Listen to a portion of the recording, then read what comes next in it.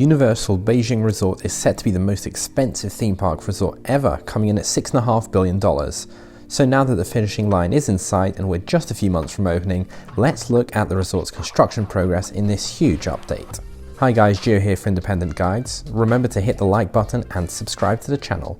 Now I've already made 2 videos on Universal Beijing Resort, so if you've missed those, I recommend you watch those either now before this one, at the links in the description, or straight after this video.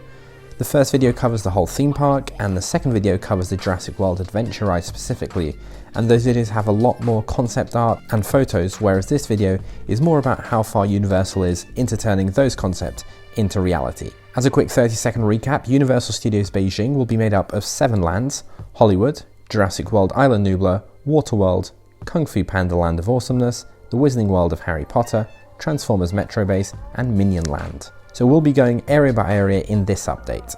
At $3.3 billion for the park alone, we're expecting quite a lot. The theme park will feature new rides as well as some familiar Universal classics, and it's set to open in spring 2021. And as well as the theme park, there'll be 2 new hotels and an entertainment area called CityWalk. Before we look at the construction progress on the park, let's have a look at CityWalk, and all these photos come from themeparkx.com, and they've got all of these from lots of different Chinese sources, so I'll link directly to themeparkx so that you can find the original posters and the links all on there. These are not official Universal photos, of course. So first of all, we have a look at the arrival experience. Guests will come either by car, in which case they'll park at the parking garages, which look complete, and then you'll walk over this pedestrian bridge to CityWalk. And this seems like a very similar setup to Universal Orlando. And the other arrival option is that guests can arrive by the Beijing subway's brand new station. In either case, the guests will see the security checkpoint here, as well as the big welcoming Universal sign. CityWalk looks very much done to me, at least the facades.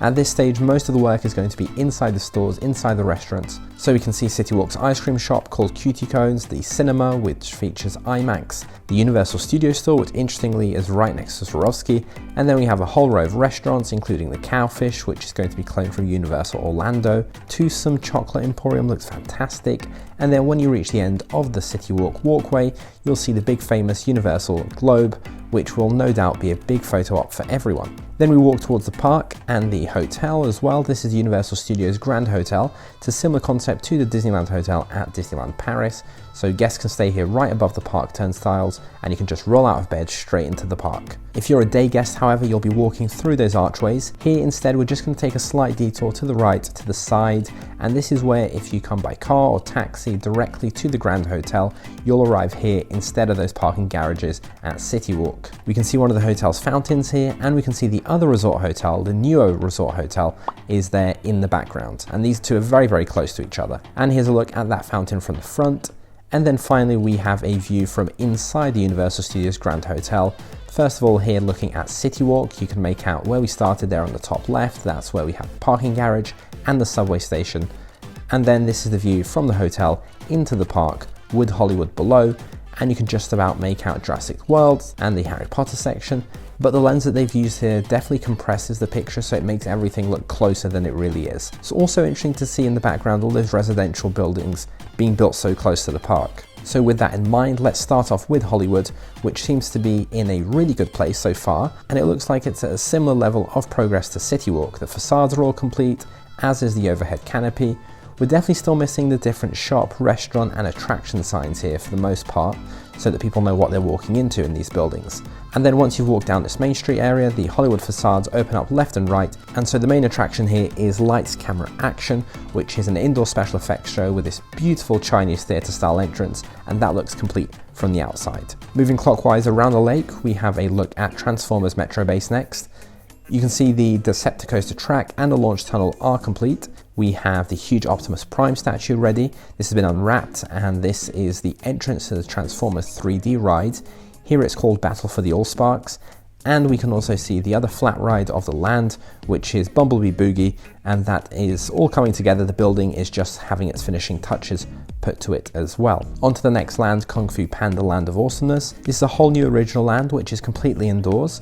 I initially thought we might struggle to get photos from the inside, but Beijing clearly has us sorted in the leaks department. And here we have photos not just of the outdoors, but actually inside the rides as well. So first of all, we have a photo of the land's entrance. This is the entrance to the show building. I really hope they do something to hide the rest of the show building. We can see that the carousel is in place, and that has different Kung Fu Panda characters here instead of the traditional horses. The spinning ride with these Chinese lantern style structures is also installed, though of course it still is missing some theming elements there, namely the lanterns themselves. And speaking of that, we can see that the facade structures are in place throughout the land, as well as other theme touches, but a lot of these are currently under wraps, and a lot of the walls still need to be painted, a lot of the seats need to be themed as well. We also have a look inside the land's flagship flume boat ride. This is called Kung Fu Panda Journey of the Dragon Warrior. Again, we can see that the facade structures are in place, we can see that the flume is there, we can see that there's water inside it, but a lot of the facade still needs to be worked on, they still need to be painted.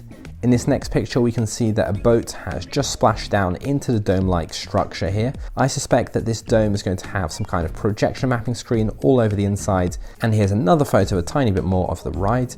And finally, we can see one of the trees in the area will have projection mapping on it too. So we can expect to see all kinds of special effects on this, and we can see them testing that out in this photo. Next up, we're at WaterWorld. This to me seems like it's the most complete of the land. It looks honestly ready to go.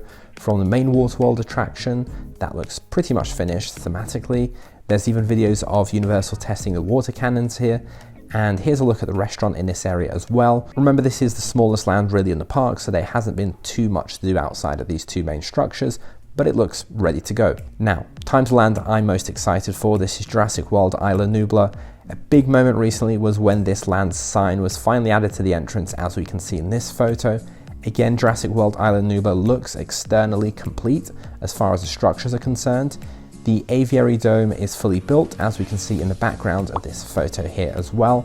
And here's another angle of that aviary as well. The mountains and the rock work for the suspended coaster are fully built, and we even have functioning waterfalls.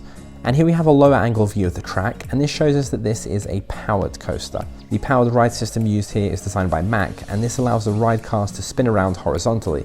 So I rode this exact same system on the Arthur ride at Europa Park. I was really impressed by it. It was actually my favorite ride in that park. And what it does, it really allows the designers of the attraction to make you feel immersed in the storyline. It's not just a roller coaster, it's a coaster story type experience. And so the designers can have you look in a certain direction, they can make the seats vibrate. Also, the restraints on this, I'm a big fan of them. They're really freeing. They don't feel like they're restraining you at all. You get lots of freedom of movement. And also the coaster, I felt it could get to a decent speed as well. I can see this being a really good family coaster when it opens. I'm interested to see what show scenes are going to be on this ride, if they're going to use animatronics or screens or a mix of both. And my impressions with this park is that all the rides, or at least the majority of the rides, are at the stage where they're doing technical testing, they're cycling the rides through, and so that's a really, really good sign. We also have some photos of Jurassic World Adventure, which for me is the main flagship ride in the whole park. I do have a previous video that's just about this attraction, but I'll include a few of those photos now. We have the ride track laid, we have some theming, the cars are ready and they're on the track. We have props, the screens are in place, we have some dinosaurs as well, but we can see this isn't fully complete. There's still some work to be done. We also don't seem to have any photos inside the aviary yet, so I'll be curious to see how that turns out. Next is the Wizarding World of Harry Potter, and after Hollywood, this is the land I'm actually least excited about, as honestly it looks exactly the same as all the other Hogsmeades. I'm sure the Chinese audience are going to love it. For me personally, there's nothing new here. Forbidden Journey still remains a fantastic ride, however, and the land is of course incredibly themed. Progress on the Wizarding World again seems great. Again, externally everything looks substantially complete. I'd actually say this is on a par with the WaterWorld area of the park into being complete.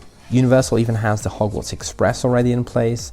Hogwarts itself looks complete. We even have a close-up of Buckbeak here. All the details on the station of Flight of the Hippogriff look done. The facades all look fantastic. They've got the lettering in. Universal's even installed the lighting package for the nighttime projection show in the castle. Really, there doesn't seem to be anything that needs to be done from the outside, at least here. They still have the protective mats and some of the wrapping on the lampposts and the floor, but that's completely normal really until the last few days before the park opens. They will keep these up because they have these construction equipment going through. They don't want to damage any of this before the guests get there. One thing I would love to know, however, is if someone from J.K. Rowling's team or from Warner Brothers comes and approves everything with each of the Wizarding Worlds that they build, or if at this stage that they just trust Universal, they've been doing this for a decade now, did they just trust them to build it without checking? And our final land is Minion Land. I'm really excited to see how unique it looks as far as the facades are concerned. Even if we've already seen the rides here before in other parks, I love that they've gone for the full facade and a row of houses at the Despicable Me ride, for example. The Super Silly Funland area facade looks incredibly elaborate. The outside with this coaster style facade, that looks incredible. I wish the coaster was actually on the roof like that, but I get it, it's a kid's coaster. So we do have one photo that shows you inside the building there that this is clearly a kid's coaster. Just there, and the whole this area just looks fantastic. We know there's also going to be a spinner ride as well. There will be the Sing On Tour attraction, and there's going to be a Villains restaurant which we can see the outside of just there. So that's it for this update. Be sure to like this video and subscribe to get future updates on Universal Studios Beijing, as well as other Disney and Universal videos. We're only a few months away from this park opening, and we're learning more each and every day. Check out our guidebooks at independentguidebooks.com. Thanks so much for watching. I've been Gio for Independent Guides, and I'll see you in the next video.